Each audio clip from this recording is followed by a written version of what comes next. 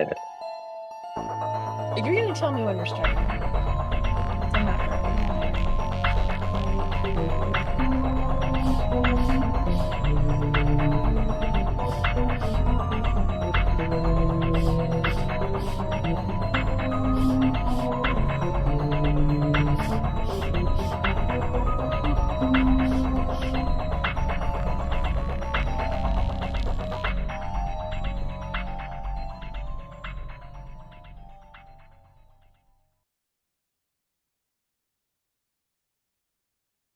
Hi, y'all.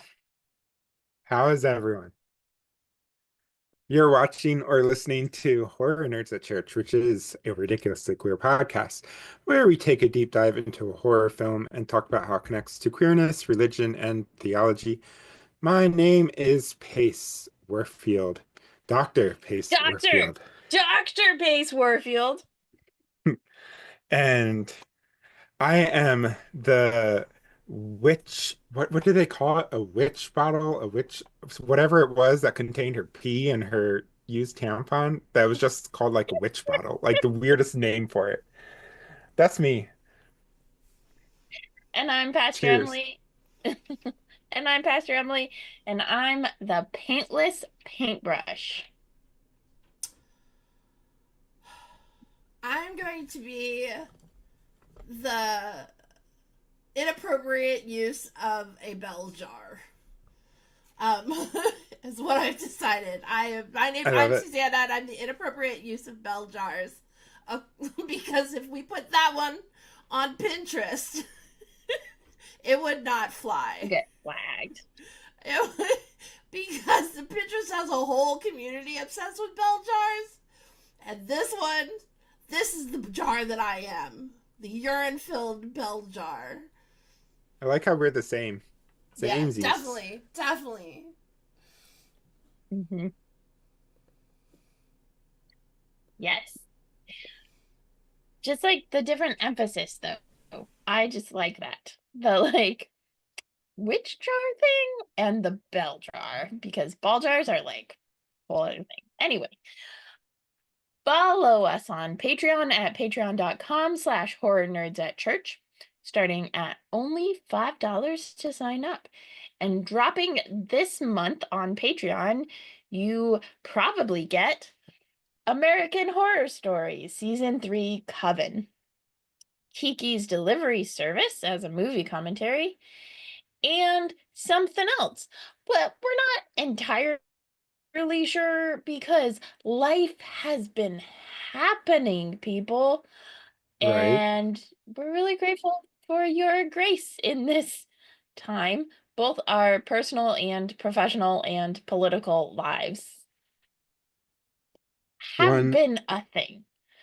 1000%. Yeah, so you'll get stuff on Yeah. Patreon.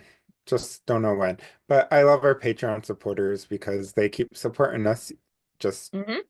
living into that Easter hope that it's about to come, uh, of things will eventually come to pass. Hallelujah. I know. I'm going to hell now. If you're listening to this Scandal. episode, I know, right? The scandal. If you're listening to this episode on your favorite podcast provider, check the show notes for any content warnings for this episode. Links to all the books we mentioned on our bookshop.org store. And for everyone watching or listening, check the show notes for links to our newsletter, merch store, Patreon, all that stuff. So, Mm. we're going to be covering the film The Love Witch, but before we get into that, how is everyone doing this fine evening? Oh, well, I have official news since the last time we talked. And Share. I haven't even posted this really officially on Facebook. So the news is I am going to art school. I put down my official deposit um via my credit card. I am going to MICA, the Maryland Institute College of Art, and I will be getting an MFA in community arts, and I'm super excited about it. And it's very, very exciting. I'm excited for you too. I went to Micah for part of their preparatory program. which I've told Emily Oh, about, but mhm. for those of you listening, so it's just like it's a really cool school. I'm familiar with it, not as a college person, but as a high school person when I was went for some of the preparatory stuff. It's just such a cool place. So I'm glad you got to Mhm. go. Yeah, me too. That's my big news. Right. I don't know that you're like giving it the big hype. See, this is the thing. Like Emily's not hyping it up. This is perfect for them. Like it is community art is going to cover protest art. It's going to cover art that works through grief as a community. It's probably good. There's some really great graffiti artists in Baltimore that have made incredible statements with our buildings and gone from like reviled by the establishment to now like people trying to find them to do their art. Like there is so much expression there, and in a world Mhm. that's happening the way it is right now where also art funding is going to disappear and people need a way to express their grief and their anger, this is a really wonderful way of doing so, and I love that Emily is doing it um as a pastor. I think that there is not enough of a niche of community expression in our rostered clergy. Like there's the clergy. Like I like to talk about clericalism, and when I talk about it, I talk about it as systemic. And it is systemic. It's not just like we think pastors are better than lay people. It's more than that. It's like our entire schedules go around the pastor's schedule. You don't do anything unless the pastor says so. Like the pastor runs fucking everything, and there's not a lot of community organizing experience there. Mhm. Like the idea of like a community organized grassroots effort is all these different parts moving, but then church is one person moving, and so it's not a wonder why churches aren't good at organizing on a grassroots level. And community art is a really beautiful way of getting the community to take an action together. And I think it's like necessary. It's not only going to be great for the expression of the grief that a lot of people are feeling right now, but it's also going to be baby steps for a community that has not done a lot of organizing together, not done a lot of actions together. I just think it's perfect for Emily, and it's exactly what we need.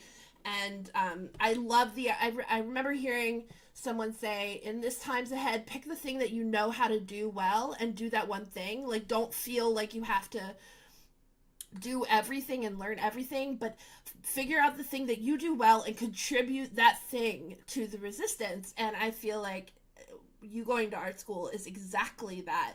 And yeah, I'm just really super proud of you about doing this. Thanks. I'm That's my excited. gushing. I love it.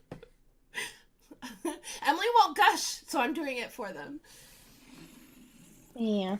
I mean, if I had eyes emojis for what you just said, though. Yeah. Um, I You I've can been figure that hanging in out, by the there. way. You know you can do that, right? Like you can like have like a thing and like switch your Zoom feed to the eyes emoji and then come back and like, and I wouldn't be able to control that from over here. I mean, I could see it and like maybe switch it over to a different scene, but I mean, like I can, yeah, I it could would even be, just pop or you could do what Emily does and just like draw it on a piece of paper and hold. here. Let me do. There we go. Add it to the little corner in the zooms. That's the easiest way to do it for me right now. Um, Beautiful face, beautiful. Here I have the creature give his eyes. Like, what the fuck? I love that. Um, so I've been okay. My stepmother just passed away last week, and so I'm in the midst of trying to get between Minneapolis and Washington, D.C. area quite a bit to deal with that stuff. I was there last week, or a week and a half ago before she passed. Now I'm trying to get back and stuff. So it's just a lot of stress on my plate with that. Plus, it's the penultimate week before Easter. So it is like Mhm. Holy Week light, I would say. And then next week is Holy Week heavy. I mean, So, um, yeah. So we are in the PMS era of Holy Week, and next week will be the actual flowing of the blood of Holy Week. So that's where I am at right now, which is a lot. So I've been trying to keep it light by watching a lot of movies. I can talk about some of them. Well, since I'm talking, I'll just mention them now. I saw in theaters two movies this past weekend. So I saw Death of a Unicorn, which is phenomenal. The CGI is trash, but CGI is typically trash. But the movie Mhm. is actually like really good and heartfelt and sweet. It has Paul Rudd and Mia Goth in it, and just really fun. Uh, or not, why did I say Mia Goth? Not Mia Goth. Jenny Ortega. Mhm. That's her name. Jenny Ortega, and it's really good. So definitely check that one out. It's basically kind of that traditional story of like the dad who's trying to be a good dad, thinks that the best way to help his family is through capitalism, the lies of capitalism, and then learning along the way, no, that's not what happens, but it involves them accidentally hitting a unicorn on the way to a work retreat, and it's just a whole thing. It's really good. Um, and then the other movie I saw, oh, I'm trying to remember. Um, this is what happens when you do a double feature Mhm. in one day Wasn't is it a like you monkey or start. something? Bad monkey? Oh, the monkey movie was a while ago. That was Oh. good though. That's based on a Stephen King story. No, the one I saw, the other one was Hell of a Summer, which is a fun uh kind of send up of 80s slashers set in summer camp. But it's like this really comedic, fun take on it. And I will say it is not gory, which is not the usual case for summer camp slashers. This one is very light on gore. So I feel like this is a good one to kind of introduce people to the genre who might be squeamish about gore Mm. and violence. It's not really violent or gory, a lot of that.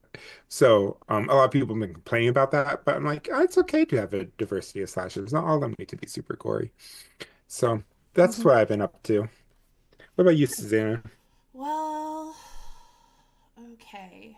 Um, so the truth Tricky is question that time. like I'm coming up on a very significant trauma anniversary, and honestly, I really wish that I could find someone who was into like true crime podcasts and could direct this. But like the mystery of the saga of my best friend who disappeared 30 years ago this week. Um, I was 18.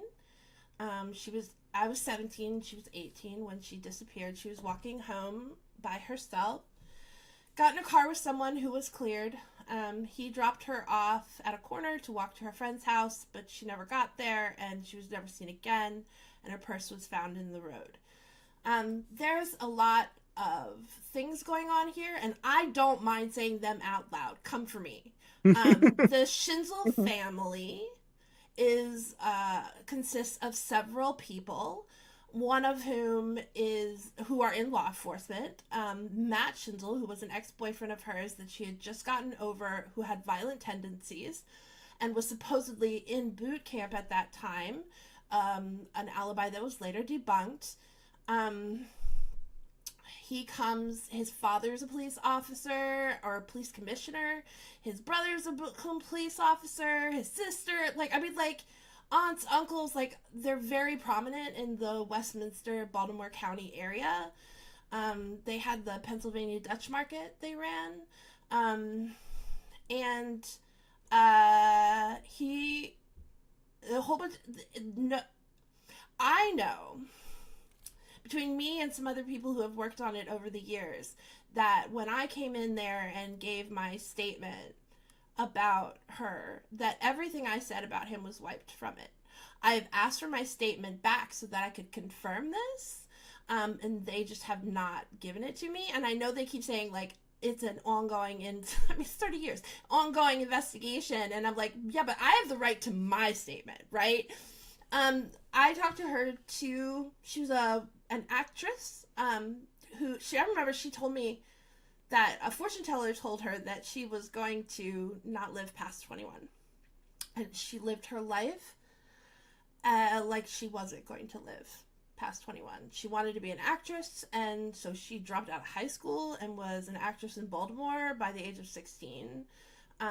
When my grandmother tried to kill me, she came flying down from Reisterstown into Westminster, and like she brought with her a bag of her kitchen trash bags, right? And like came flying through my parents' front door, went down to my room, just tore through my stuff, throwing it into these trash bags and taking it out to her car like a hefty trash bag Santa Claus. And then I lived with her the last 2 years of high school, commuting from Reisterstown to Westminster, which is like 35 miles.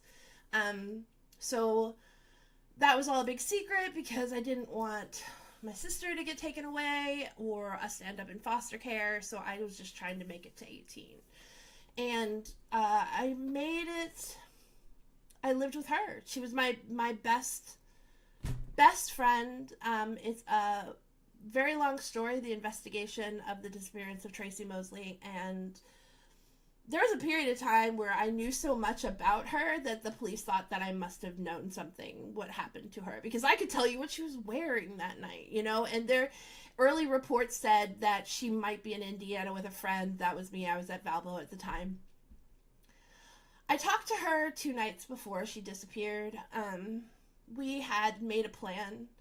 I was going to put courses on hold and take a semester or 2 off, take a gap year, go home, move to Ocean City with her and wait tables, and while she worked on her and help her work on her GED. That was our plan 2 nights before she disappeared.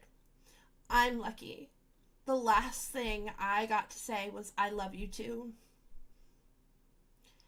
But it has been really hard, y'all. It has been the trauma in my bones that my brain doesn't want to acknowledge, that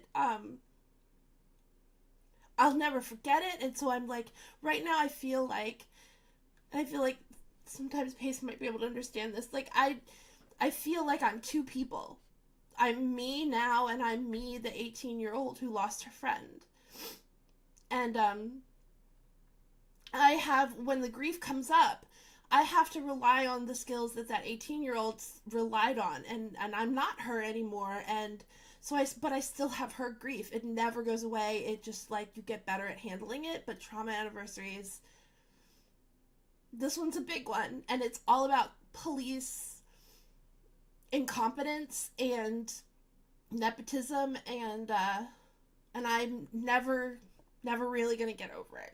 And every time I try to get involved, like I gave a whole bunch of information and files and stuff to the Cold Case Foundation, and they're on it right now, and they just interviewed the cop who retired who was working on the case, and like he would say all kinds of stuff to us, but to them he's just like, no comment, no comment, no comment, even though he's retired and doesn't have anything to lose. I don't know what. So that's what I've been doing. I've been doing whatever it takes to get through the next couple days, which is right at the moment Stardew Valley. Because what a way to get through the days, though. Stardew Valley's best. I will gladly take credit for introducing Susanna to Stardew Valley. I knew about it, but I didn't understand. But getting you to get into it, it's basically Sims. It's kind of like that, but I didn't think, I was like, why is everybody so obsessed with this game that's made by one developer and, like, has terrible graphics? Well, here's why. Because it's a massive world. It's massive. It's just huge. You'll never stop discovering new things. It's just so big, and it's a world that I can control. It's a world that I can put effort into and see results, and I can't have that on this. I can't.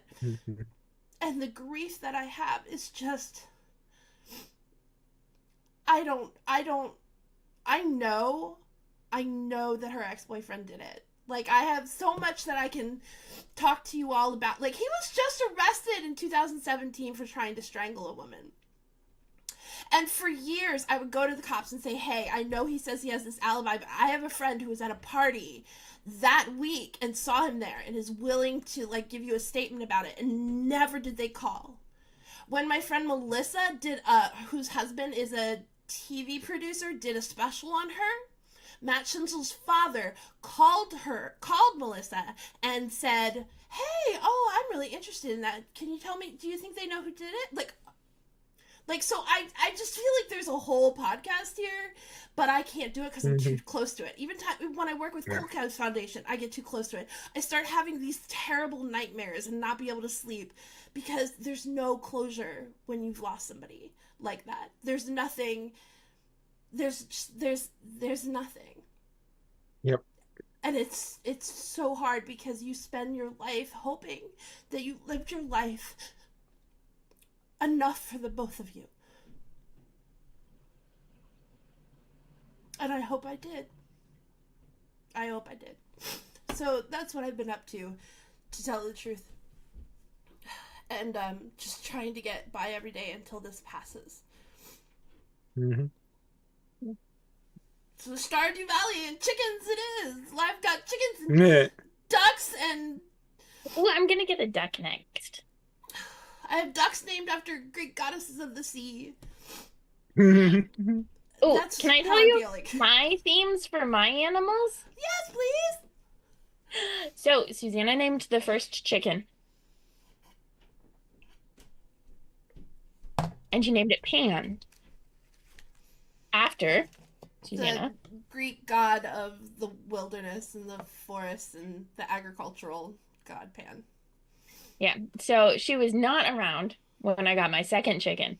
So I named the second chicken Pot. I love it. And then Skillet. And then Walk.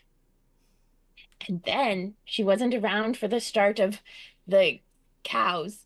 So I named the first cow Gouda.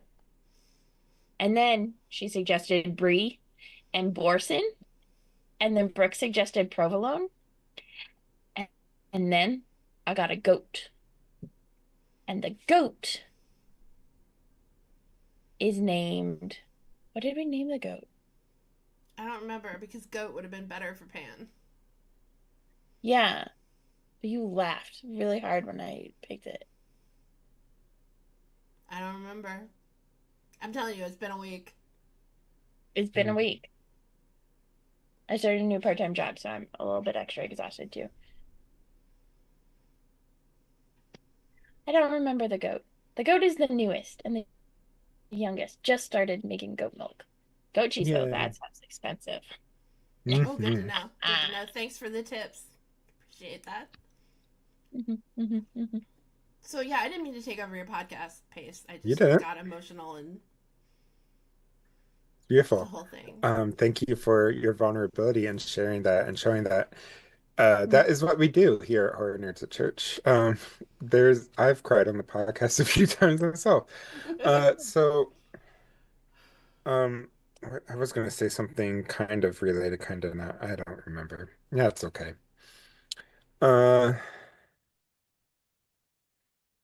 What have you been watching or reading, either of you? I already said what I was watching at theaters. Like, I'm literally nothing but Stardew Valley. That is all.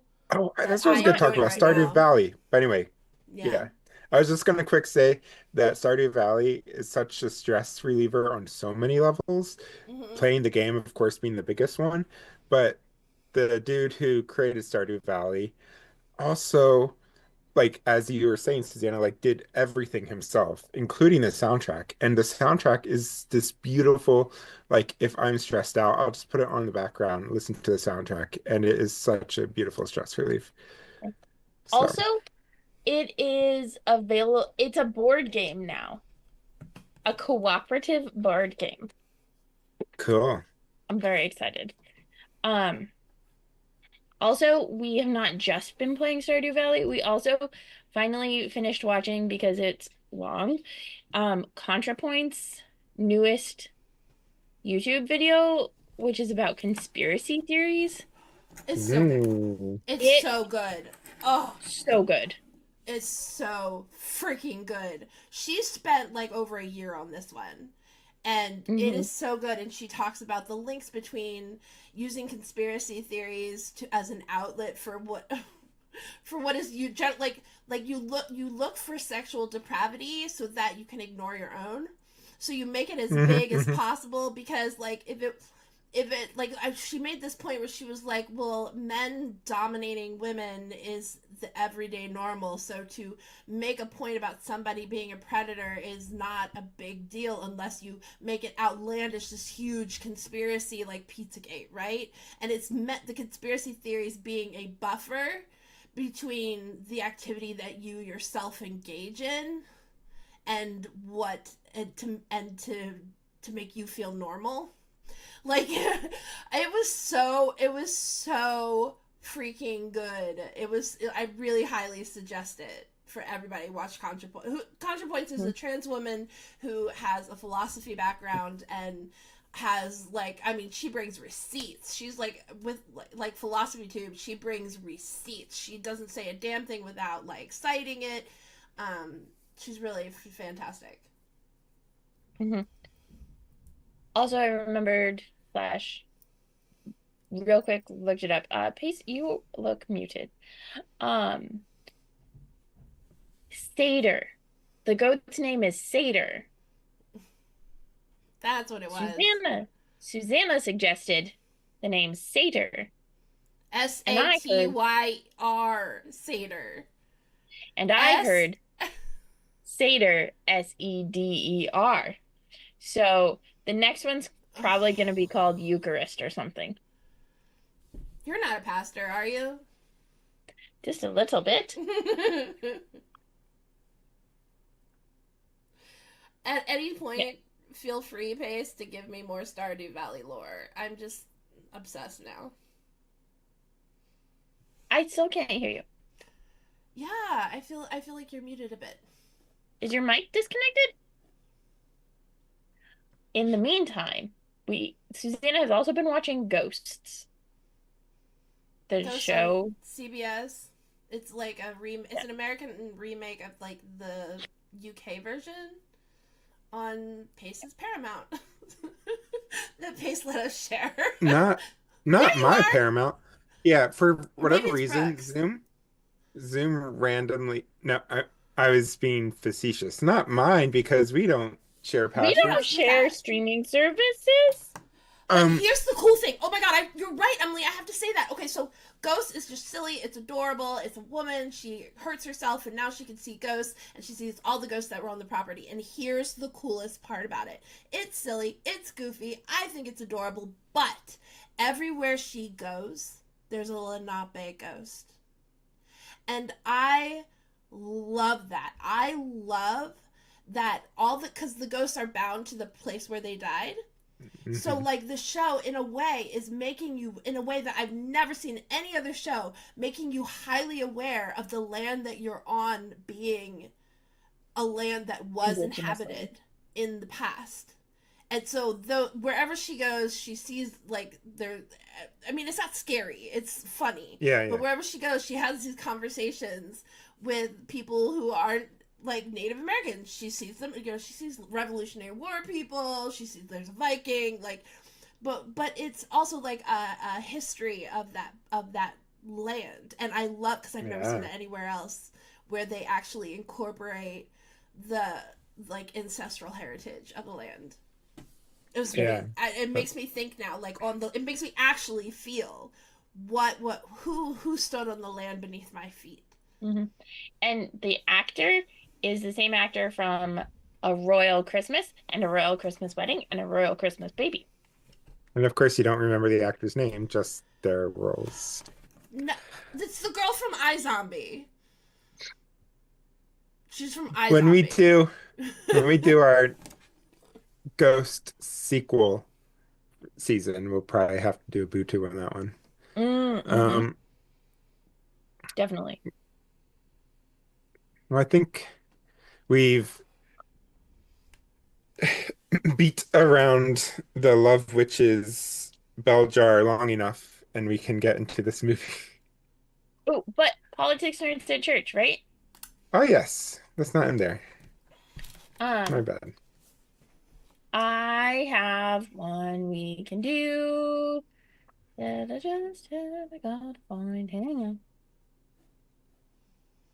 But yes, while Emily's looking at politics, Nerds at Church is a brief mini segment where we give you our typically our thoughts on something happening plus an action item or two, or direct your attention towards something that you might be able to help. Um, Mhm. I think I got confused because I felt like what Susanna was talking about with the choose one thing that you're passionate about was, in my mind, politics, Nerds at Church. Oh, So that's on pace. mm, I see. I see. I see. Um, I don't remember where I saw it, which is unfortunate.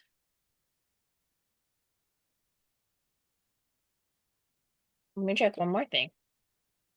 Hmm. Well, they are checking. Uh, this movie has came out in 2016, which was another ominous time in the political landscape.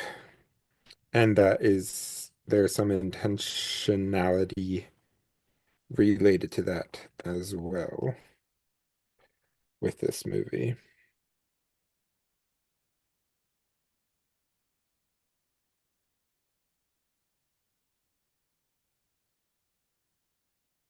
Okay.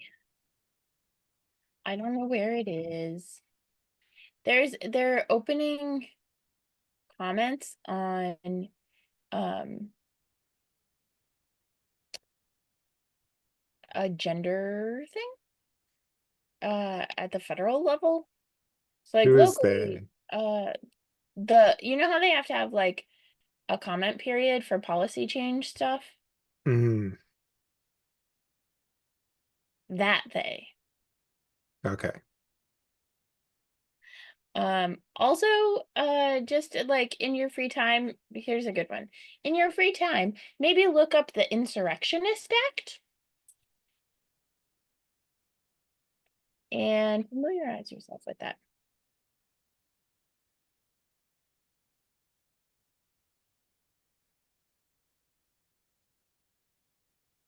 Insurrection Act. Right.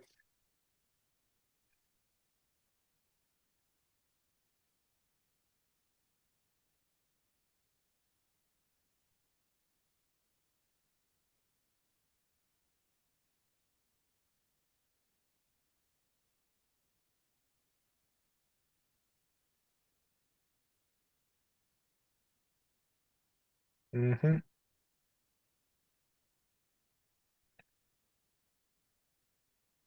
Yeah.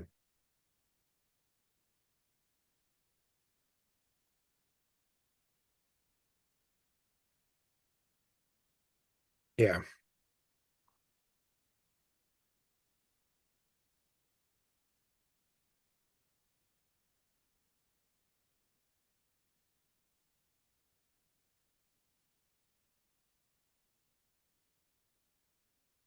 Yeah.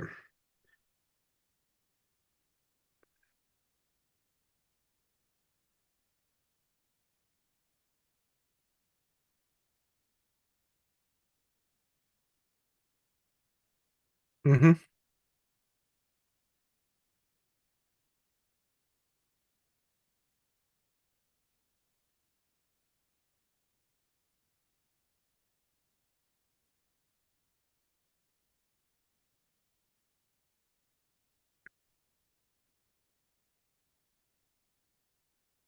Hmm. Mhm.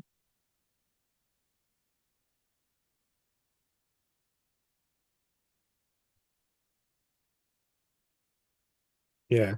We'll start when I listen back to this for editing in a few weeks when I get there.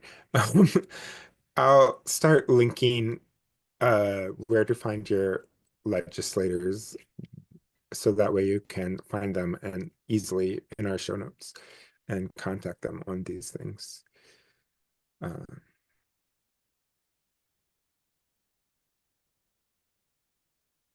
Utius, thank you. Okay.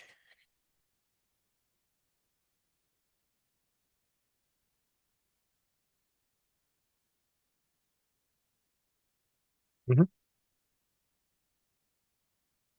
Yeah. Beauteous. Thank you.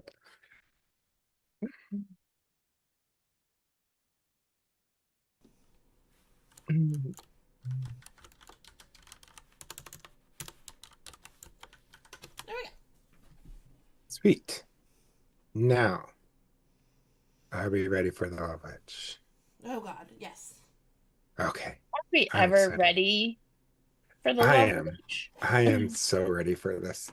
Um, so we are covering the 2016 film directed by Anna Biller, The Love Witch, which was the same year as Donald Trump's first election win, Ooh. Captain America Civil War, Batman versus Superman, Finding Dory, Zootopia, Moana, Hidden Figures.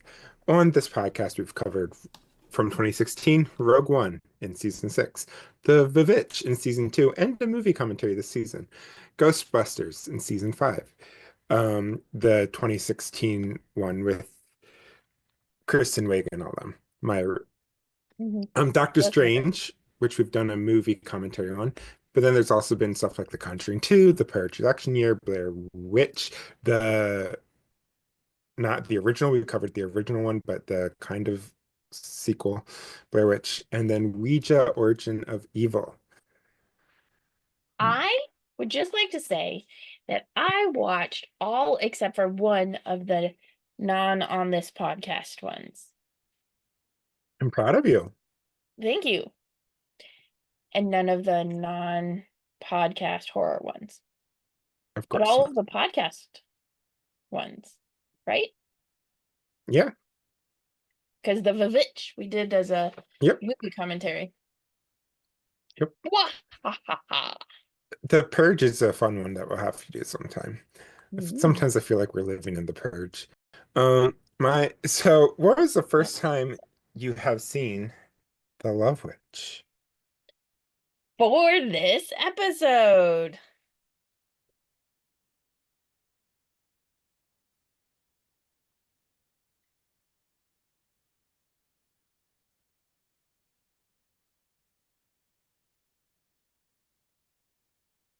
Okay, thank you. More. So, I have some background behind the scenes, and this might help, Susanna, with your thinking of this movie.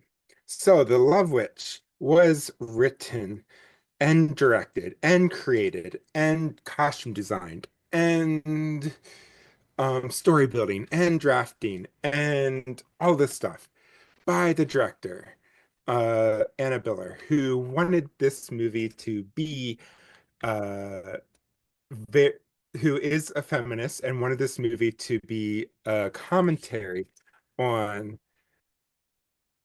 gender and love and feminism from a feminist perspective. And there are a few ways that she does this. And I think that for people who are used to a heavy-handed metaphor that we tell in film, it gets missed because we're used to it being when a movie is trying to say something, TM, it tries to do so, even if it's subtle, it tries to do so in a fairly narrative direct way where the character we're rooting for the character who's making the right decisions. This character is a feminist, like Captain Marvel or Wonder Woman, like these type of characters where they embody feminist virtues. This is not what's going on in this movie. And so I think that throws people off because they read, oh, this is written and directed by a feminist, so that means that it's going to have a feminist character or something. But no, that's not what's happening here.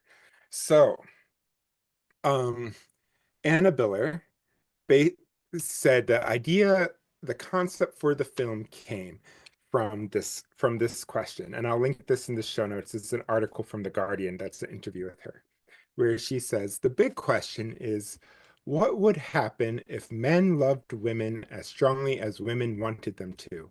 The way women crave to be loved by men. Men are known for being much less emotional than women, but in my experience, they're much more emotional. And that's why they won't or can't open that gate. It would destroy them. And that's what kills all the men in my movie, having to experience their own feelings. And that is the question she starts with. And what she ends up doing is she is pulling from two classical genres. So one is the classical genre of a tragedy. And I think this is the one most people are familiar, more people are familiar with, is the idea of a tragedy. So in a classical tragedy, the main character is is the tragic hero. The drama follows the tragic hero. And we think of like Macbeth by Shakespeare or Oedipus or any of those other um tragic heroes. And in the classical tragedy, the tragic character always has a tragic flaw. And then they have an epiphanic moment where they realize their flaw, but by then it's too late and their flaw is their undoing. Mhm. This movie, one can make the argument that Elaine is a tragic hero. She does not die, which is the usual ending for a tragic hero, but there's still a fairly bleak ending of the movie. There's no way she's going to get out of the mess she caused herself. She just murdered a police detective. But she doesn't have the epiphanic moment. She's still lost in her delusion, which so there's these elements that she's pulling from that the director's pulling from this tragedy here. But then the main genre, I think the main classical genre she is pulling from is Juvenilian satire. Now, I'm turning to Professor Pace here because I almost just asked, does anyone know what Juvenilian satire is, to get like a class discussion going on? But this is a podcast, not a class discussion. So, No, right? Dr. Pace, please tell Will us you what explain juvenile. it, Dr. Pace? So the Juvenilian satire is a genre of literature named after Juvenal, who wrote the Juvenilian satires, which were the series of poems that were lampooning and satiring uh, Roman civilization as he saw it. But they were so iconic that it became a genre in and of itself, a specific genre of satire. And so Juvenilian satire is a satire where the goal is to take an argument to its logical extremes to show how flawed the argument is and to make the audience angry in order to bring about social change. So in this example, we see Samantha Robinson's character, Elaine, doing this like self-help love kind of shtick and being so in love with this idea of love that she takes it to its logical extremes in a way that makes us, the audience, go, what the fuck are you doing? What is going on with you?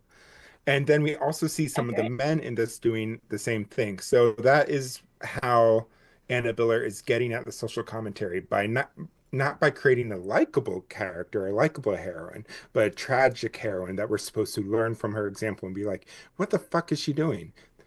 Nobody should act like this. Um, so that's kind of the genre of the film. So that might help place it a little bit there.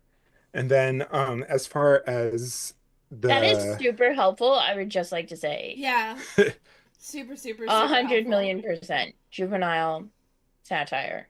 Yes. Juvenilian satire, yeah. Um, she also, the director Biller also said, as she was, so I think a good example, just to go back to juvenile and alien satire for briefly, is the way that Stephen Colbert started out was juvenile satire. He Oh, turned into, okay. it became much more campy and comedic, but when he started out, he was basically saying, if you take these right wing politics to their logical extremes, this is how obnoxious and awful it sounds. And then it started to become more play for jokes and stuff as time went on. So I always try to Hmm. point to that example as like one that Yeah. people can connect to. I Um, had trouble watching the Colbert Report at the beginning yeah, because it was just like too real. Yeah. right, right. Yeah, he got So, out right before people actually started talking that way. I know, right? Right? Then when the real thing becomes the parody of itself. Uh, Mhm. um, but then this also gets to like as Biller was writing this movie, she was kind of looking through self-help books on love meant for women as kind of inspiration for this movie, like intentionally like trying to lampoon it. And there's this one book she came across that advised advised the reader that a woman should love a man less than he loves her. And she was like, huh, I'm going to put this into this somehow. And so that's kind of woven in as well. Um, and then That as was my mother's advice to me. I Never love a man more than did she write a self-help book? no, but that was definitely something she told me since I was very little. Like to the point like my mother had a very bad marriage. So like when she would wash my hair when I was a really small child, she would sing "Gonna wash that man right out of my hair," and she like would Yep. tell me very very very explicitly growing up, never love a man more than he loves you. And I was like, So okay, and then so ended then up when being a you came out as lesbian. a lesbian, you're like, I'm just taking your advice. I I'm did, not and loving a man. she was like, how did it? Where did I go wrong? And I was like, I don't know. Maybe it's because you washed my hair singing that song. And she was like, really? And I was like, it was sarcasm, mom. It was a whole thing. I love it. Sorry, continue getting forward. I was just like, No, wow, yeah. that sounds like my mother. Um, so Biller, this movie is very, I want to say that Anna Biller, who directed, wrote, and all the stuff movie, like everything in this movie is very, very intentional. And including the acting, the film style, the camera, everything. So it's intentionally meant to look and sound like a late 1960s, early 1970s film, including the soft filters, the acting style. So Samantha Robinson, people might watch it not knowing how great an actor Samantha Robinson is. She's the one who plays Elaine, and be like, wow, she can't act. But no, she is emulating an acting style from the 1960s, and she does it so well that she's received many accolades for her performance. Um, I really thought that you were having us watch some 70s movie. It's that good. Okay, I have to think Yeah, about this I whole didn't thing realize over it was again. 2016 I until did you not. said it was I 2016. mean, I was they like, have cell phones, so it's like as I much as mean, it looks like a 1960s movie, there's like intentional anachronisms in there too to make it like, oh, this is set in modern day. Everyone's just acting like they're in the 1960s. which is a whole other. Yeah. And then Mhm. this includes though uh Annabelle are using musical cues and soundtrack inserts taken directly from Italian giallo films, which are we've talked about on the podcast many times. They're this subgenre of Italian thriller movies where there's some sort of villain, usually wearing gloves. The original Suspiria kind of has the giallo um Mhm. as aspect to it. So Annabelle are even going so far as to like intentionally like bring back our role references to these films, not just visual references and stuff. So I think it's like a really beautiful film in that regard as well. Like it just looks and sounds very like from a different era. So Mhm. uh and when it came out in 20 January of 2016 during the I guess the third act of the five act play of the Hillary Clinton versus Donald Trump race. And when it came out, Anna Biller said, "We're hearing all this nonsense from Donald Trump. Like she's like, this movie could not, she did not intend it to come out at the time, but like, she's like, it could not have come out at more of a perfect time by kind of lampooning some of this, she said, which is sad that we're back here again. But that's why we're talking about this movie now.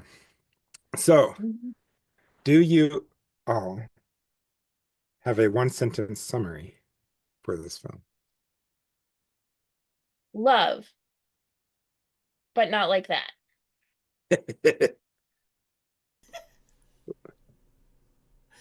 I was before that, what you explained to me, I was gonna go with cis het white cis het woman does feminism and finds out she's a lesbian. Because Yeah, it I feels think that so still sapphic. works. It I feels think so that still sapphic. works. Yeah. Mine is Dick ain't that. Perfect. Perfect. I do really like yours, Susanna. I think. I mean, the whole thing was just so sapphic between Hmm. the two women. I was just like, why are you continuing to go after all the men? Just Right? Between go have tea Trish and together. Elaine. Metaphorical and Yeah. physical. Yeah. Um, yeah. This is very much a the cishets are not okay movie. Mm-hmm. So very much. And intentionally so. Yeah. Um, Speaking of which, this movie is also, as Pace said before we started recording, vibes. Hmm. Hmm. It's vibes, so we're gonna vibe through the film, which includes deep discussion and a casual role. Yeah. Because it's all Uh, kind of tied in together. Yeah, yeah. I was, I mean, the way it starts out, right? That it's this vague framing that she does, these vague like pronouncements, like she's doing a how to love book. Right? And then the visuals and are like, oh, actually, no, she's just killed him. He didn't leave her. He is lying dead in his own blood on the floor. Yep. Uh, yeah, I was just like so struck by that. Hmm. Hmm. Yeah, And I think it's like a subtle way that we're introduced right away that, oh, there's there's something going on with Elaine. She's not all she yeah. seems to be, and I'm not sure if we're supposed to like her yet or not. And it's like right in the beginning we get introduced to that. Hmm. Um, yeah. Well, and like then she meets who's the other one? Trish? Yeah, she meets Trish. And that, like her arriving to the place, definitely to me had major vibes of um that one that we saw, the one witch movie we saw, where she inherits like her grandmother's thing and Oh, has the spell book Black that she Sunday, right? I don't The one with Catherine Clarenbach? maybe yeah where she I think it like was Black does the Sunday. introducing TV shows thing as her job and then she moves to the Oh no, no, no. You're talking about Elvira. That was what we Elvira. did for Yeah. a horror buff. Oh, Um, okay. Well, it's worth the $10 to know what I'm talking about. yeah. To go be a horror buff for a month. But the the vibes of her arriving to the house for me were Hmm. very much Elvira vibes. Yeah. And then the next scene, they are like puked out pink at Hmm. Victorian tea. And I expected as they were like stroll like um Panning. panning the group of pretty pink women. I expected her to stick out like a sore thumb, but no, she is immediately conforming and immediately pretty in pink. Hmm. And that, like, that was the first point where I was like, I mean, like the pictures, yes, but like there's a way that that could like work in this other way. And then that moment, I was like, I don't understand this movie. Yeah. I will say it took like it was my second watch through, I think, before it clicked for me and made sense. I mean, the first watch through, I still thought it was an amazing film just because of like the clear amount of detail that went into creating Mhm. everything. But as far as what the director's trying to do, really clicked the second watch through. So that's kind of like Suspiria. We talked about that when we had John Porter on Yeah. for the recent Suspiria was is a similar kind of movie. Yeah. Um, yeah, the whole relationship between Trish and Elaine is very interesting because like it definitely has some sapphic vibes in the beginning and even in the Yes. end. Like it doesn't go away. Especially but like the whole way that Elaine just like completely betrayed Trish and then the second time they're at tea Trish even comments about how their roles have switched because Trish was the one who was engaged and Elaine was the one who was jealous. And now Trish's husband is dead and Trish is jealous of Elaine, who is likely to be engaged, in Elaine's mind at least. Um, Mhm. and Elaine is just sitting there bold-faced like lying to her about like, oh, I'm so sorry about how your husband died and stuff like that. And she's like, yeah, I'm just so upset about like how he had an affair and stuff. And Elaine's like, oh my goodness, I'm so sorry. But anyway, let me talk about Like, my love life that's going on and yeah. the guy who's suiting me. It's like you are the one who Who fucked up her actually, life. yeah. But honestly, it's like not necessarily because like what we're also learning in this movie is men ain't that either. And so clearly her fiance had a big part in screwing over Trisha as well. But like the way that Elaine is just able to like pretend everything's fine and she wasn't involved in this at all. Yeah. Well, and how much does he have? I don't know, because like eye contact, right? She does this weirdo stare. Yeah, and she talks about it though. So this gets into like some of the witch lore too, but there's a lot of conversation in this movie about magic and what magic means. And Mhm. she specifically says that the way magic works in this universe is magic is you take an intention that the person who's performing magic has, and you magnify that intention. And when you magnify it onto another person, it can only interact with what is already there. So in So he other had to words, already have some attraction to her. and some willingness because he even has that monologue, remember, where he's when she finally gets him over to her place and he's like saying like I want to be able to like I've lived my life so straight-laced. I want to Mm. like be able to do this and be naughty and cheat and stuff like that. And Elaine's like, Mhm. "Oh, I hear you. Let me help you with that." Let me help you cheat. So Yeah.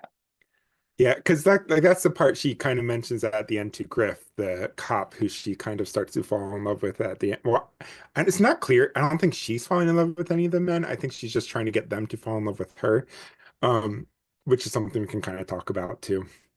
But like he's trying to get her in trouble for it when he finally puts the pieces together, and she's like, "What are you going to get me in trouble for? Like the guy loved me so much, he ended his life, and another guy loved me so much he had a heart attack. Like, I'm not killing Mhm. them. They're doing this to themselves."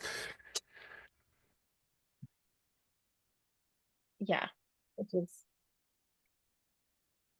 I think I realized just how much of a not straight person I am watching Yeah. this. Because, like, the things that cishet women do and say to each other are just like. And this, I've tried to explain this so to weird. Emily. Like, I was watching this 90s thing, right? Like, and there was one episode about women in the 90s, and I was like, wow.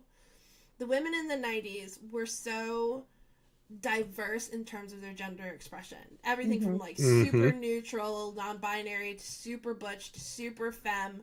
All of it was celebrated. Whether it was like the like Mia with soccer or Xena or like there were so many very like a lot of lesbian, but also just like a lot of gender Hmm. expression. And now Mhm.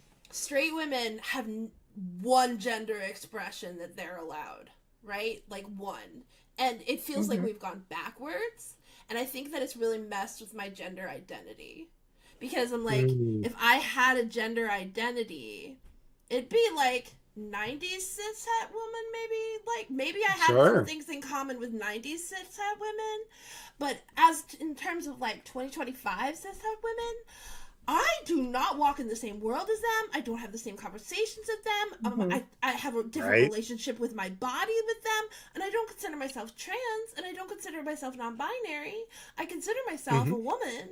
But, like, not like that. It's Not like almost, that. And I feel it when I'm around Gender. them. Not like yeah, that. Oh, it's I, almost as if gender is socially constructed over time and has no stable identity. it's Huh. true. I wonder who Mm. said Huh. that. Huh. Maybe someone whose name starts with a J and rhymes with Udith Butler.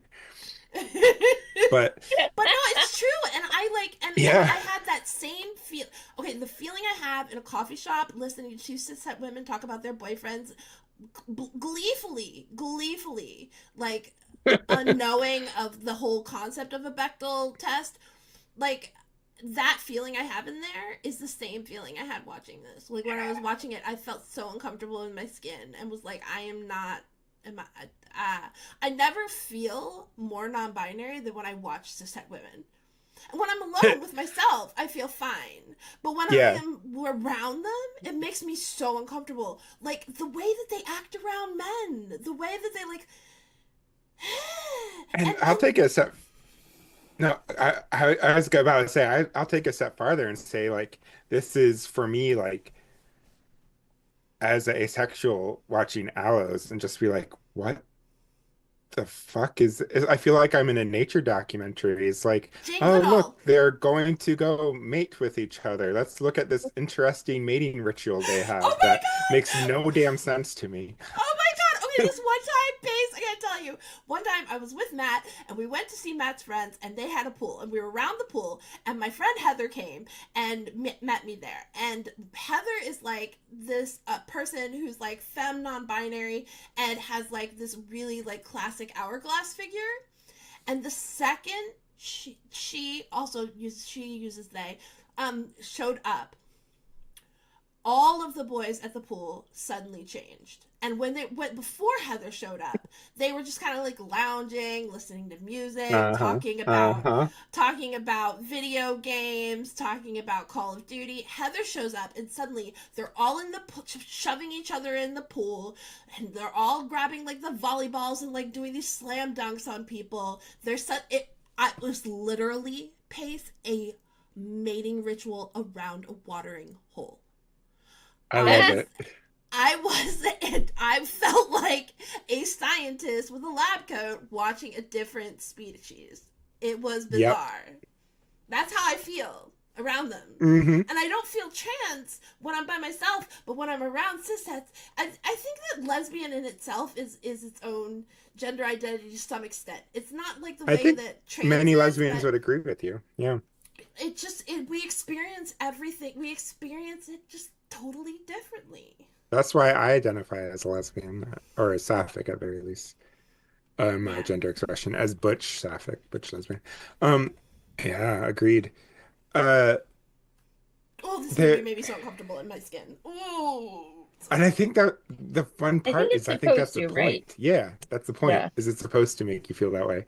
Um, and uh, something else is this idea of neo-paganism, and it is, and this is kind of a sub theme of this movie, but every time we see the witches show up, not just the Love Witch herself, not just Elaine herself, but anytime the rest of the coven shows up, we see them enacting these rituals, which they are talking about as if these are these revolutionary rituals that um, are so much more getting in touch with nature and getting in touch with bodies and sexuality than the Yeah, vanilla people except around them.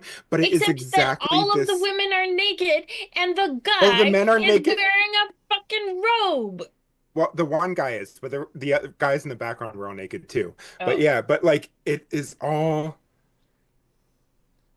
showing forth how gender dualistic and binary and patriarchal this whole concept of sexual liberation through neo-paganism is Mhm. happening here. And this is so I want to have our listeners who did not go and listen to or watch Black Sunday, where we had Catherine Clarebach on, because Faye talks about this, Faye's self, about Stone Circle Wicca's tradition, because Mhm. neo-paganism is is often talked about as like this sexual revolutionary thing, and yet it's still very much within this patriarchal gaze. And so you can Mhm. see the director here, Anna Biller, basically using neo-paganism as this way to kind of get at, is sexual liberation for women really liberative if it is still ultimately feeding into men's fantasies. And Yeah. so that's kind of what some of the subplot with the coven is kind of showing. Mhm.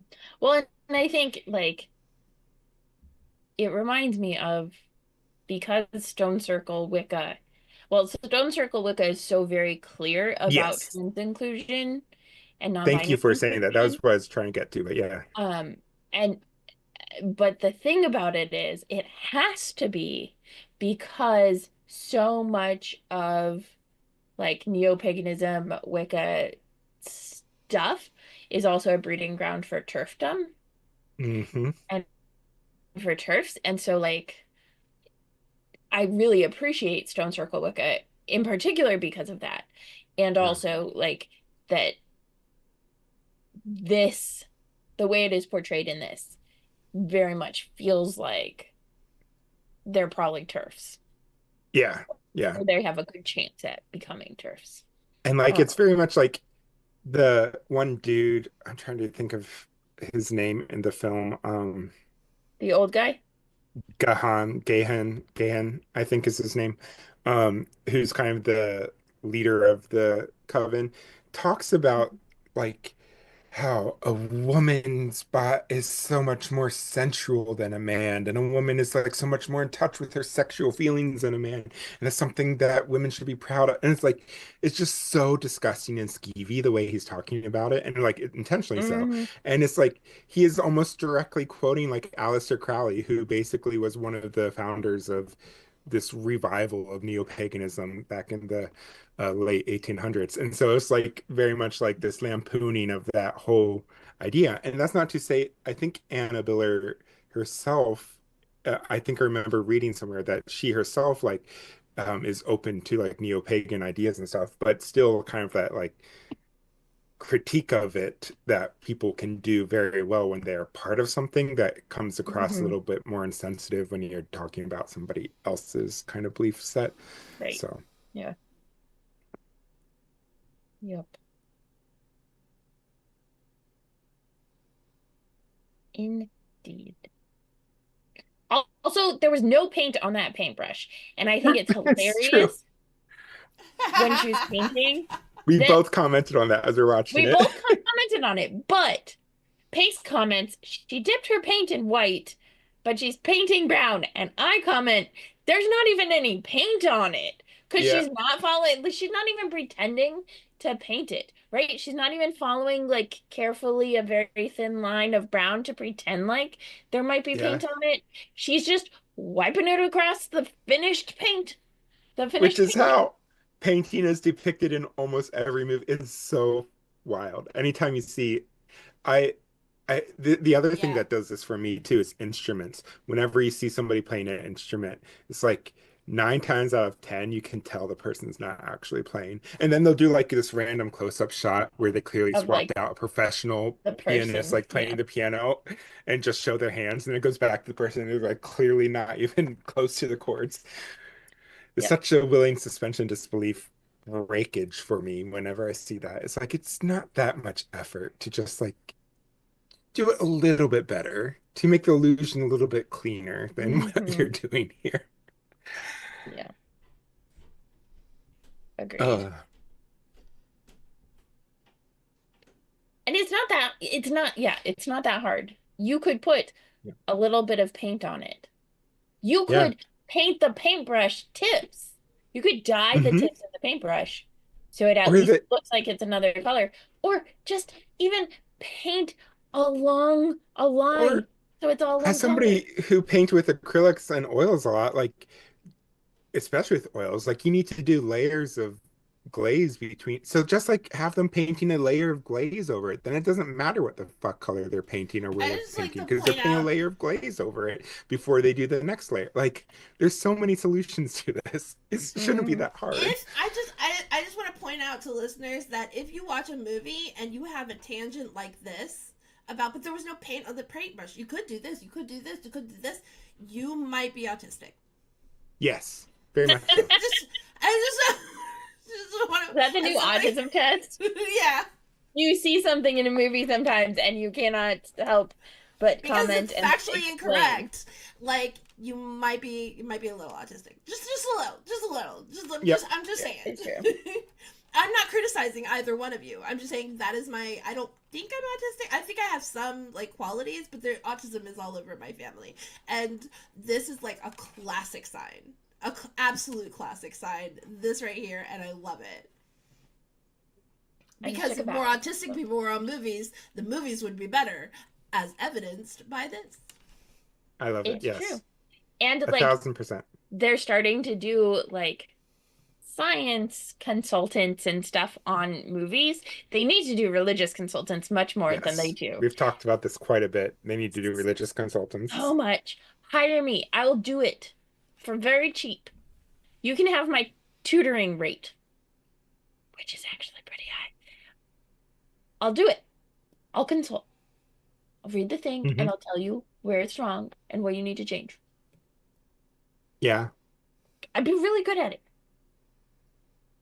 I'm just saying. So would Pace. Probably Susanna would be pretty good too. Susanna could do the tech. Yes, for sure. She could tell you why Stop it's saying enhance! unreasonable. Stop saying enhance! It's not enhanceable! Right? I was thinking why it's unreasonable for someone that techie to have that keyboard. That too. That's legit.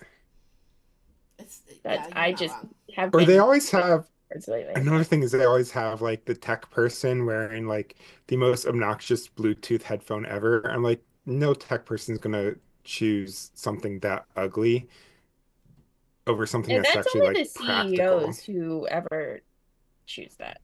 Yeah.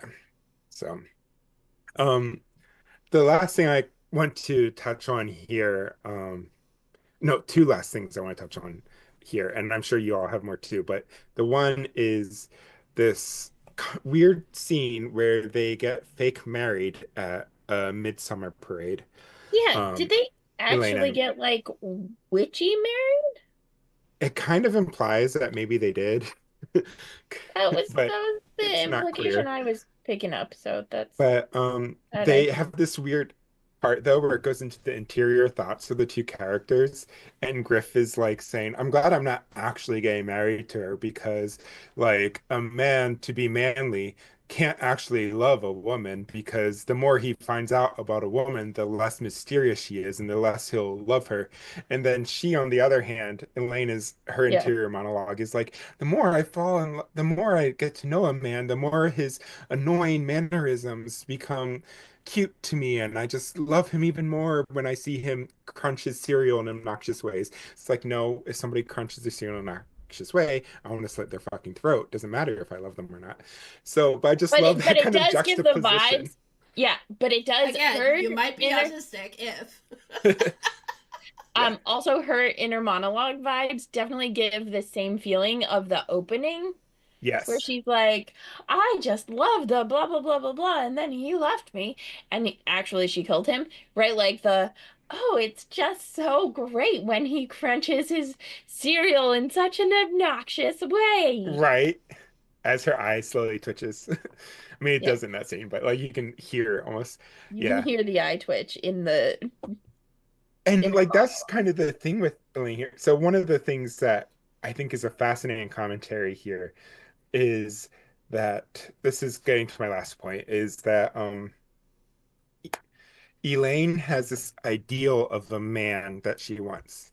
as this manly kind of man who is in control of his emotions and et cetera, and stuff. But as soon as she unlocks the emotional gate, the emotions just spill out and she's no longer attracted to him because he's no longer this like stoic man fantasy figure. So she's actually kind of falling into what Griff himself was saying about the more you get to know someone, the less attracted you are to them. But Mhm. that gets to one of the big points that Anna Biller was trying to make in this movie, which is that men, there's that common saying that, women are emotional, men are stoic or whatever, men aren't good at expressing their emotions or blah blah blah blah blah. And Biller's like, no, men are fucking more emotional than women, Mhm. and their emotional outbursts tend to lead to violence or death Yeah. compared to women where that doesn't happen necessarily. So it's like every single man who has this emotional outburst in this movie ends up dead. And so it's like and they have this very like over the top melodramatic that they just cannot control. And so like she's basically saying, "Men, y'all have some shit you need to figure out here," is kind of what I feel like the director is saying here. Mhm. Every Well, and man I I've think, ever known was way more emotional than a woman. I yeah. mean, like Snowflake. Like, And Well, and I think part of it is that we have gotten to the point in like how we socialize people yes, that's the so next that sentence to say, but yeah. anger doesn't count as an emotion. Hmm. mm, And Because if obsession what doesn't count as an because emotion. because if someone other than a man is angry, it is hysterical. They're Yes. hysterical and distraught and all of these things. But if a man is angry, he's just angry. Hmm. And that's super dangerous, right? Yep. That is like the most dangerous emotion. And that is how people die. yeah. Hmm.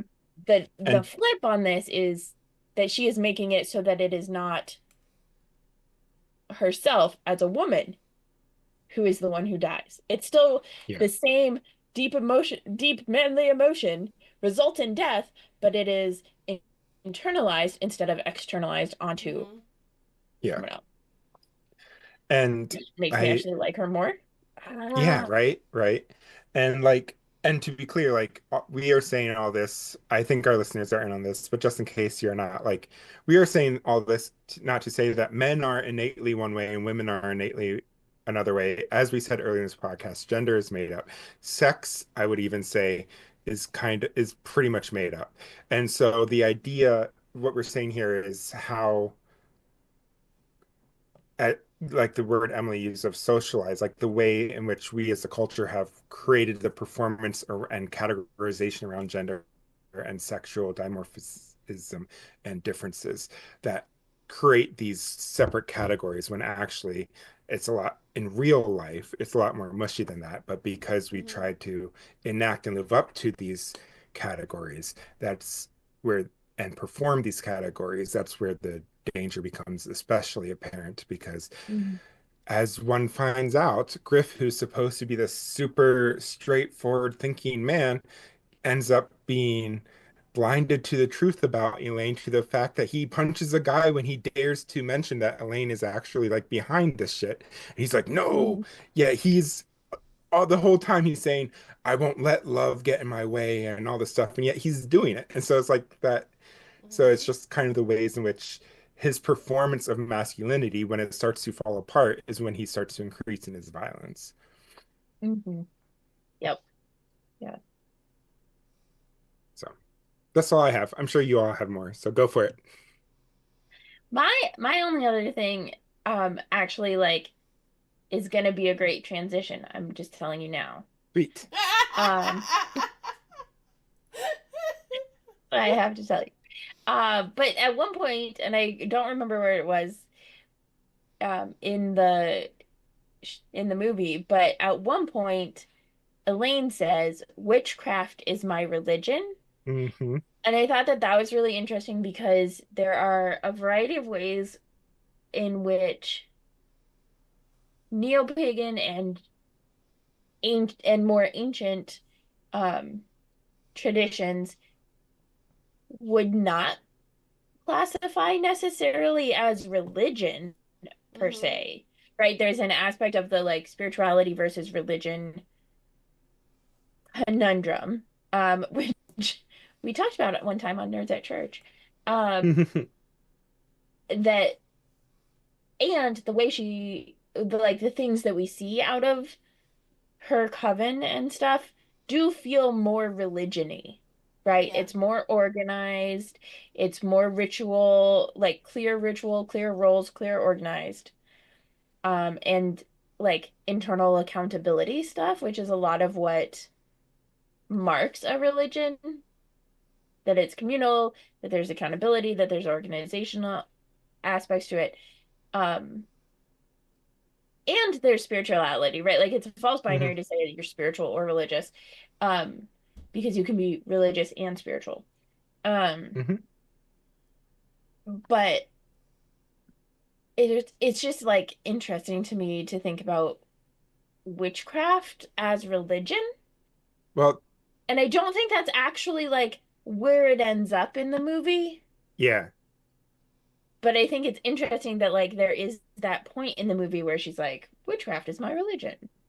Yeah, And like, because it's fascinating the ways that like Haxian, for instance, tackles this question where in mm-hmm, Haxian it is a religion and they have these like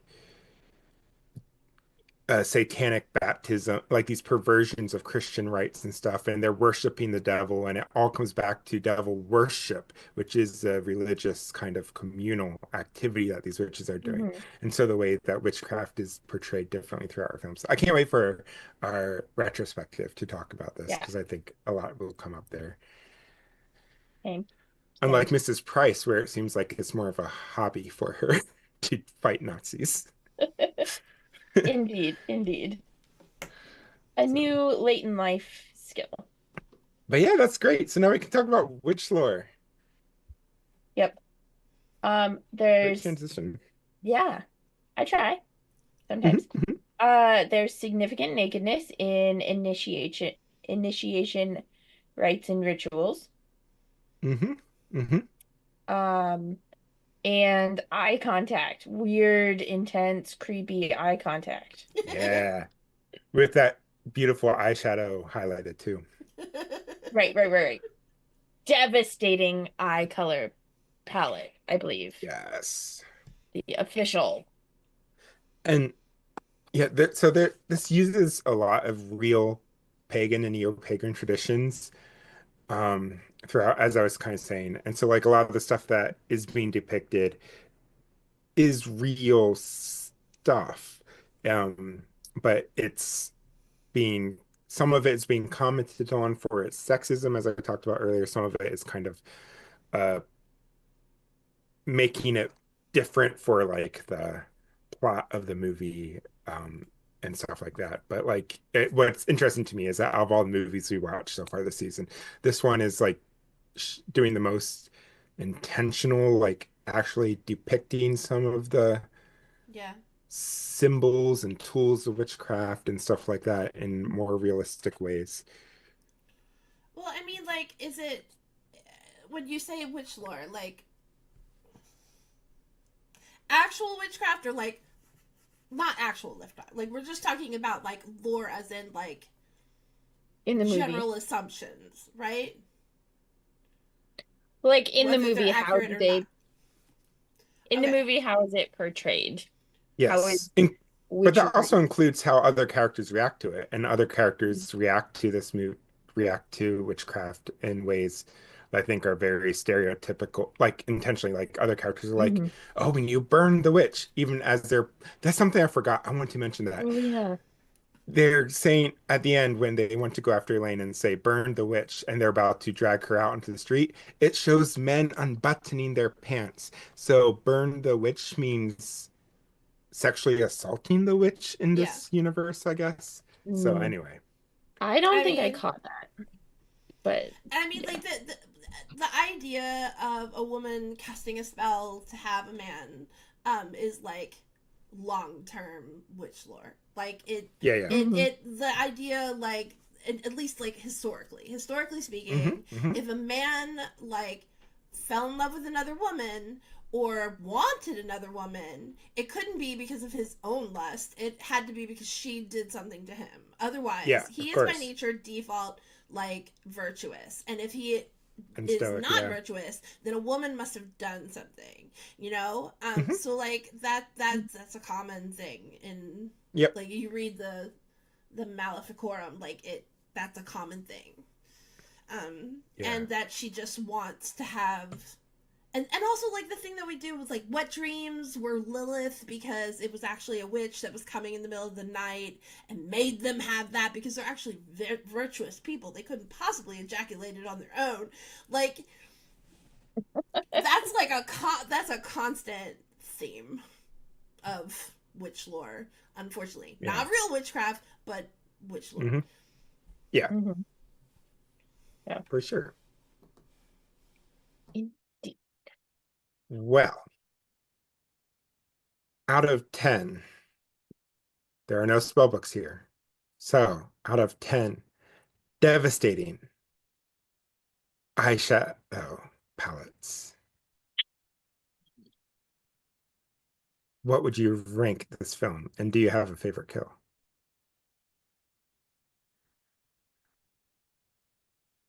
I wish I had actually watched it again. I almost watched it again this afternoon, but I didn't have quite the time to.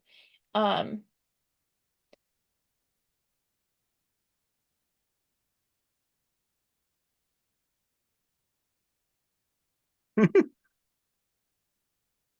I think if I were to watch it again,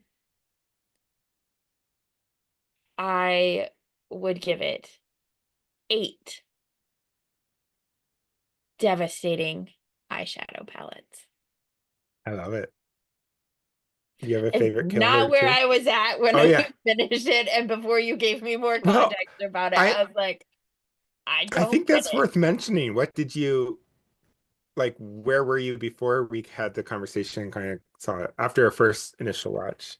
Yeah, I just didn't really get it because I Hmm. didn't know what was going on. And like I had Susanna in my one ear and Pace in my other ear, right? And Pace is like, yeah, it's this woman director and it's like this feminist movie. And then like everything that Susanna and I are seeing is like terrible, right? Like she's got terrible ideas about what love means and why would you say those things? And like, and so I was like trying to figure out like how is this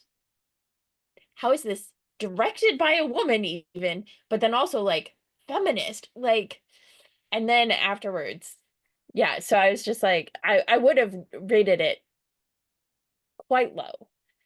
Sure. Maybe not a 1, but Hmm. quite low. uh Interesting. Okay. yeah. Yeah. I think this also speaks to us being spectrumy in that like when we see something, we take people at their how they present themselves without assuming that there's ulterior motives. And Hmm. so watching a film without any context, it can be easy to slip into that Yeah. for sure. I feel That's like I fair. You can't don't rate have to. it. Like I You don't have have to to. like I mean, like I have to watch it again. I do know if I had to rate it, it just is so, at the moment we are a dead 6. Like That's fair. maybe. That's good rating. No, Yeah. maybe, like, you know what? I can't. I don't even think I can Hmm. do that. I have to do 5.5. Okay. We're gonna do the half because I want to do half. I'm gonna do 5.5 because I need to watch it again. Hmm. But like, it's just so cishet. Like, it's Yeah. It's so true. cishet. It's just It's true. it's filled, like, even the cishet, like even with all of the pace commentary, it's so white cishet. Like, it's Hmm. just Hmm. so white Yeah. cishet, and Yeah. Yeah. there it misses it.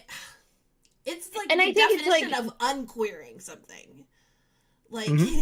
it's like painfully cishet. Yeah. It doesn't consider the nuances of like, Well, because it makes when these it's like you're broad not claims supposed about to. women Yeah. yeah, and men, and it's like, I know I'm that doing a not that's all the thing women is thing here, but like there's a lot of us, you know. it's intentionally painting those as very stark differences as a way of producing the commentary. Yeah. And also, that does make it very uncomfortable to watch when you're like, but no. So it's both end, yes. Yeah. So yeah, Yeah. 100%.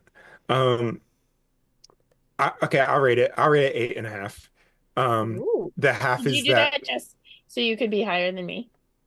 no, I did it because I know Susanna put so much effort into the halves. And also because my half is the Trish makeup when she goes into the room and paints the blue on her eye. And that's the half I'm doing, is that blue that Trish paints before she puts the wig on.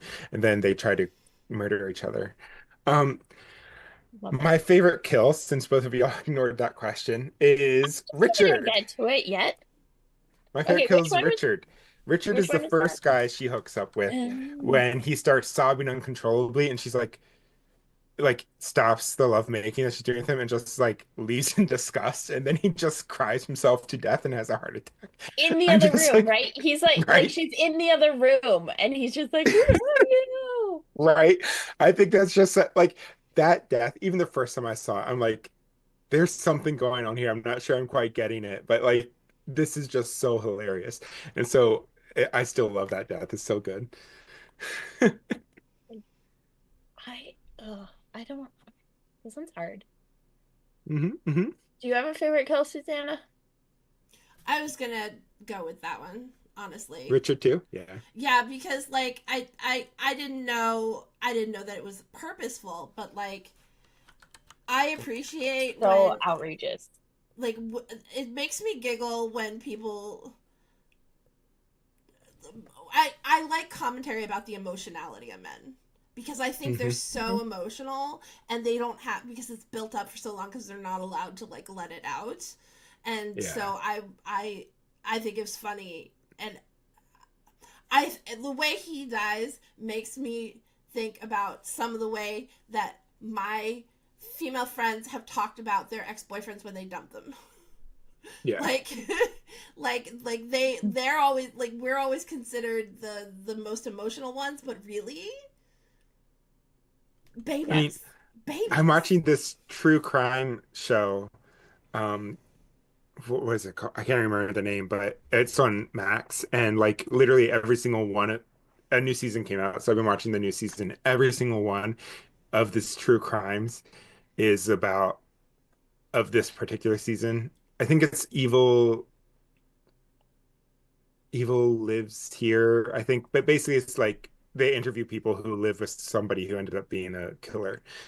And Mhm. this whole entire season, all episodes have been about a woman who dumped her boyfriend, and the boyfriend tries to kill her, her family, her Yes. children, and Yes. it's exactly this. It's And like, they oh, women never are say emotional sex. ones. How many this is what drives me batty.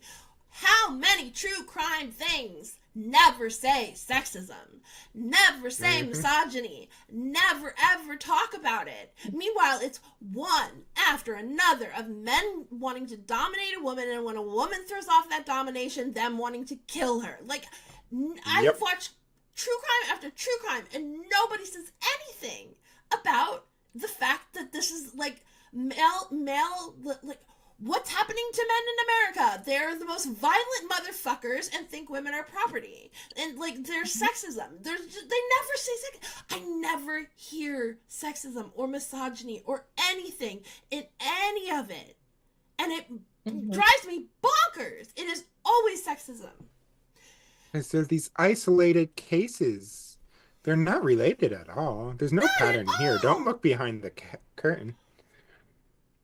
even Oh, even the ones that are about somebody who is queer, like there will sometimes be queer ones, and it's because somebody who is straight was accused of being queer, so it's either sexism or sexism and queerphobia, but Hmm. it's always related to gender. It's always Which, here's my 2 cents, is queer phobia is part of sexism. it oh yeah. is I will 100%. Oh say yeah. that they are not, they you are can't you can't the separate them. same thing. They're not the Yeah. same Yeah. thing, but one begets the other, Yep. in my opinion. Doesn't mean that Yep. queerphobia doesn't grow up to be its own thing, but misogyny being its mother is definitely the case. Are you sure it's not its father? Yes. Yeah. I'm just saying. It's like the whatever invention is the mother of necessity is the Necessity. mother of invention. Yeah. There's a whole Schoolhouse Rocker on that and the like misogyny inherent in necessity being the mother of Mm-hmm. invention and the implications of yeah. Anyway. So who's Uh your favorite kill? yeah. So speaking of death to men, um, I think so it's kind of two parts. Okay. One, I am super curious, given our now conversation, how exactly, I think it was Jeff, the very first, like, we only see an image of him Or her dead. husband? Yeah, who left her. I'm very curious how he died. I would be They fascinated to like, Yeah, they even talk about like Griff confronts her at the end in that scene where Griff confronts her at the end. He basically says, "This is a true story, what happens," and like we hear this whole other narrative of it. So when you rewatch it, definitely clue into that part because he okay. basically gives that whole like, "Oh, this is what actually happened versus what you were saying was happening." Mhm. Yeah. So I think that like if that had been more clearly a part of the movie for me, I think that would be it. But I'm gonna go with Richard because y'all made really good arguments. Like Yeah, the in particular, the part where she is just like sitting there, I think she like smokes a cigarette or something, yeah. and he's like sobbing and And then she distraught. buries him with her little witch bell jar on top of it with urine and tampon. Yeah, like you do. I love, and this just shows you, sorry, there's so much of this movie that I just love, and like so many like small things that like I got because now I've watched this my fifth time that I got for the first time watching it this time.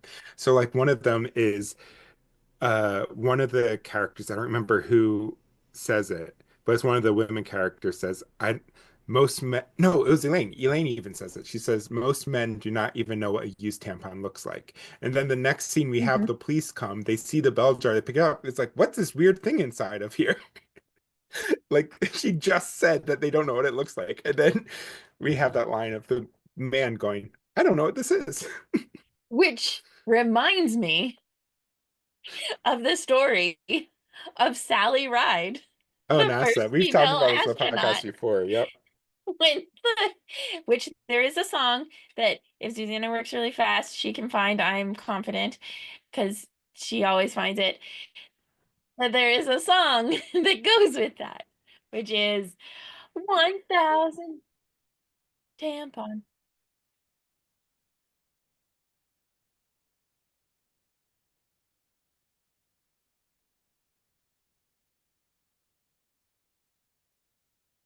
Hmm. 100 tampons for a week Hmm. Hmm. without asking if she was anywhere near her period. Be Or if prepared. potentially even if she used tampons. Right. I use I I use tampons for crafts. They're really fun. My favorite thing to do is to make creches out of tampons. Mm, A little baby Jesus tampon, a little. Yeah, that's cute.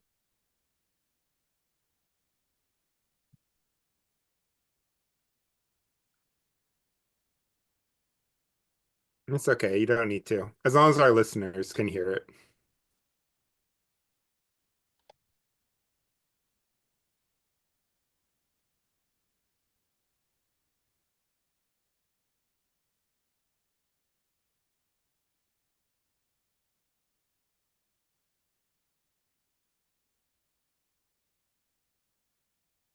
I love it. Also, we totally can't hear it, Yeah, but I love that's it. okay.